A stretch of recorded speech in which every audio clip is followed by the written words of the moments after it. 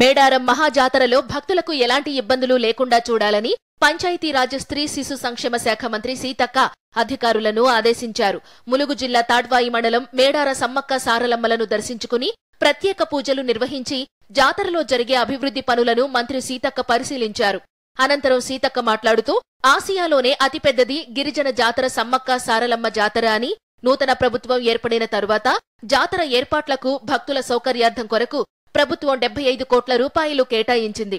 భక్తులకు ఎక్కడా కూడా ఇబ్బంది తలెత్తకుండా అధికారులు, ప్రజాప్రతినిధులు ఒక టీంగా ఏర్పడి పనిచేయాలని, పూజారులకు పూజా విధానానికి ఎక్కడా విఘాతం కలగకుండా, ఆదివాసీ సాంప్రదాయాలకు ఆటంకం కలగకుండా అత్యంత వైభవంగా జాతరను నిర్వహించాలన్నారు. జాతరకు వచ్చే భక్తులు జాతరలో పరిశుభ్రత పాటించాలని సీతక్క భక్తులను కోరారు. పనుల టెండర్లు కొన్ని అయ్యాయని, మరికొన్ని టెండర్ దశలో ఉన్నాయని తెలిపారు. ఎలక్షన్లు ఉండడంతో నిధులు ఆలస్యంగా మంజూరైనట్లు తెలిపారు. అయినా కూడా జాతరకు నిధులు మంజూరు చేశామని, జాతరలో నాణ్యతా ప్రమాణాలు పాటించాలని మంత్రి అన్నారు. జాతరలో పనిచేసే అధికారి న్యాయంగా, నిబద్ధతతో, నిజాయితీతో పనిచేయాలని, పనిచెయ్యని అధికారులకు ట్రాన్స్ఫర్లు ఉండవు కానీ ఇంటికి పంపిస్తామని అధికారులకు మంత్రి హెచ్చరించారు.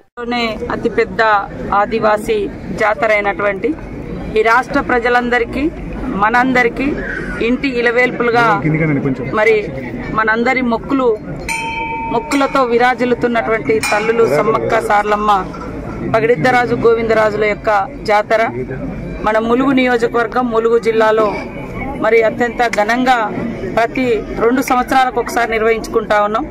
ఈసారి కూడా నూతన ప్రభుత్వం, ముఖ్యమంత్రి గారు శ్రీ రేవంత్ రెడ్డి గారి యొక్క ఆధ్వర్యంలో, వారి యొక్క మరి సహకారంతో, అదేవిధంగా డిప్యూటీ సీఎం గారు, ఫైనాన్స్ మినిస్టర్ గారు శ్రీ బట్టి విక్రమార్క గారి యొక్క సహకారంతో ఈసారి మరి ఇప్పటికొక 75 కోట్ల రూపాయలను జాతర ఏర్పాట్లకు, అదేవిధంగా భక్తుల సౌకర్యార్థము ఇవ్వడం జరిగింది.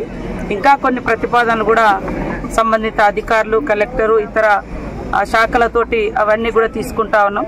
భక్తులకు ఎక్కడ కూడా ఎలాంటి ఇబ్బందులు లేకుండా అందరం అధికారులు, ప్రజాప్రతినిధులు ఒక టీమ్గా, మరి పూజారులు పూజా విధానానికి ఎక్కడ విఘాతం కలిగించకుండా, ఆదివాసీ సాంప్రదాయాలకు ఎక్కడ ఆటంకం జరగకుండా అత్యంత వైభవంగా నిర్వహించాలని మేమందరం కూడా భావిస్తా ఉన్నాం. అదేవిధంగా ప్రజలు, మీడియా, బయట నుంచి వచ్చేటువంటి భక్తులు కూడా ఎవరికి వారు క్రమశిక్షణగా వ్యవహరిస్తే ఈ ప్రాంతం అంతా కూడా మరి పరిశుభ్రతతో ఉంటుంది. ఎందుకంటే భక్తులు ఎంతైతే భక్తిగా వస్తామో, మరి తిన్న తర్వాత అంటే దేవుని దర్శనం చేసుకున్న తర్వాత వారు వదిలేసినటువంటి ఏదైతే ప్లాస్టిక్ కానీ ఇతరత్ర వ్యర్థాలను కానీ ఎక్కడ పడితే అక్కడ వదలడం మూలంగా ఈ చుట్టూ దాదాపుగా మేడారం కానీ, ఊరట్టం, కాలువపల్లి, కన్నెపల్లి, నార్లాపురము, రెడ్డిగూడెం ఇవన్నీ ఊర్లు కూడా విషజ్వరాలతోటి ప్రజలు ఇబ్బంది పడతా ఉన్నారు. మనం సంబరం చేసుకున్నప్పుడు ఇతరులకు ఎప్పుడు కూడా అది హాని కలిగించకూడదు. కాబట్టి భక్తులకు కూడా మేము ఒకటే విజ్ఞప్తి చేస్తున్నాం, ఎవరు కూడా విచ్చలవిడితనానికి లేదా విచ్చలవిడిగా ఏది పడితే అది సీసాలు, గ్లాసులు కూడా ఇక్కడ పడేసిపోతా ఉన్నారు. అవన్నిటితో చాలా మందికి హాని జరుగుతూ ఉంది. మనం ఎంత సంతోషంగా ఉండాలని కోరుకుంటున్నామో మన పక్క వాళ్ళు కూడా అదే సంతోషంగా ఉండడం కోసం మనం తీసుకున్నటువంటి జాగ్రత్తలు కూడా చాలా ఇంపార్టెంట్. ఏ వర్క్ చేసినా జాగ్రత్తగా ప్రజల కోసం చేసేటువంటి పని కాబట్టి అందరం బాధ్యతాయుతంగా పనిచేయాలని కూడా అధికారులకు సూచించడం జరుగుతుంది. కాబట్టి ఏదైనా లోపాలు జరిగినా కూడా మీడియా సోదరులు కానీ, భక్తులు కానీ మాకు సూచించండి, మేము సరి చేసుకుంటాం. అందరం ఒక టీం లాగా అధికారులు, ప్రజాప్రతినిధులు, పూజారులు, అదేవిధంగా స్థానికంగా ఉండేటువంటి ప్రజలు, మీడియా అందరం ఒక కుటుంబంలా పనిచేసి బయట నుంచి వచ్చే కోట్లాది మందికి, మరి ఇతర రాష్ట్రాల నుంచి వచ్చేటువంటి లక్షలాది మందికి మంచి సౌకర్యాన్ని ఇద్దాం, మంచి అంటే దర్శనాన్ని ఇచ్చే విధంగా ఏర్పాట్లను పరిశీలిస్తున్నాం. ఇంకా ఒక 40 డేస్ మనకు టైం ఉంది. అయినా కూడా జనవరి ఎండింగ్ లోపు దాదాపుగా అన్ని వర్క్స్ కంప్లీట్ చేసుకొని మరి రాబోయేటువంటి భక్తులకు ఎలాంటి అసౌకర్యం లేకుండా చాలా బ్రహ్మాండంగా జరుగుతుంది. కాబట్టి ప్రతి ఒక్కరు కూడా ఇక్కడ ఖాళీగా అంటే ఖర్చు లేకుండా దైవ దర్శనం అనేది బహుశా ఎక్కడ కూడా ఉండదు. మనలాంటి ప్రాంతాలు, జాతరలు ఇట్లాంటి కాడనే ఉంటుంది.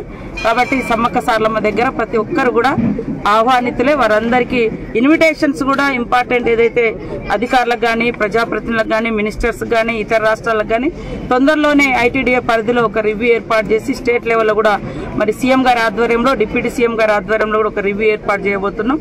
అయిన తర్వాత అందరికీ ఇన్విటేషన్స్ కానీ, అదేవిధంగా డేట్స్ కూడా సరిగా తెలియక జాతర ఎప్పుడు అని తెలియక కూడా కన్ఫ్యూజ్ అవుతూ ఉంటారు.